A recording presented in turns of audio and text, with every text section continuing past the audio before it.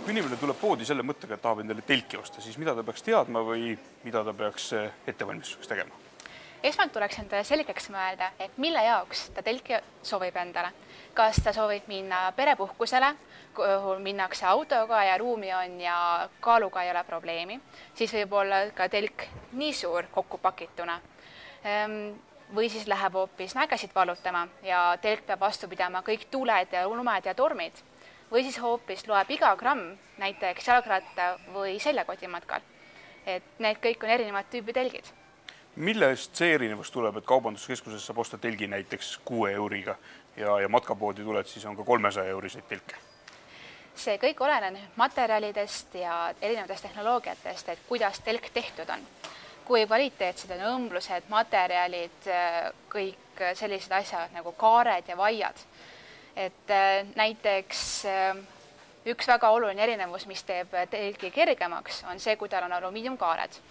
See teeb jällegi telgi natukene kallimaks, et alumiiniumkaared on sellised, mis on kerged, võib proovida ja fiiberkaar on klaasfiiber, mis siis on selline natuke raskem, aga samas odavam. Siis on erinevad materjalid, et erinevad põhjamaterjalid, kui palju nad näiteks kas vett kannatavad või kui palju kannatab pealmine katevett, kui palju näiteks sädeme või torkekindlust on telgil, siis loeb ka näiteks see, kui kiiresti ja kui kergesti saab telgi püstitada. Kui nüüd vaadata seda, et mis on mägitelgi ja tavalise telgi erinevused, siis ühelt poolt loomulikult materjalid, et mägitelk peab vastu pidama väga karmidele tuultele, külmale ja palju tugevamale UV-kiirgusele, kui selle näiteks kas või kõrbes läheb vaja. Et need materjalid on selles osas töödeldud erinevate tehnoloogiatega.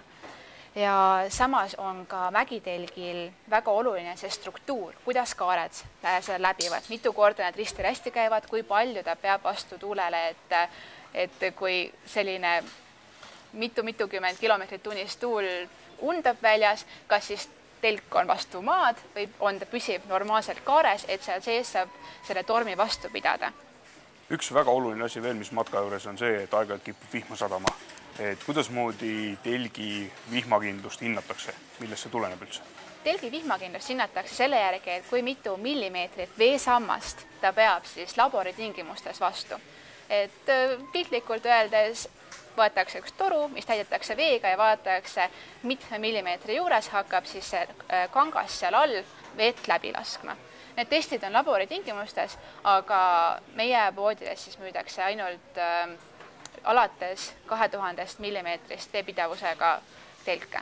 Et see on nüüd see, mis on miinimum, mida võiks Eesti suves või ükstapuha kuhu mujale minnes vaadata.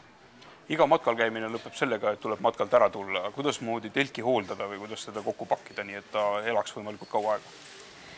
Telki kokku pakkides peab alati jälgima, et sinna ei jääks mingit sodi ega niiskust sisse. Kui on telk kokku pakitud vihmaga, siis tuleb ta kodust lahti võtta ja lasta tal täielikult ära kuivada. Muidu hallitus ja selliste asjad kohe rikuvad telgi ära.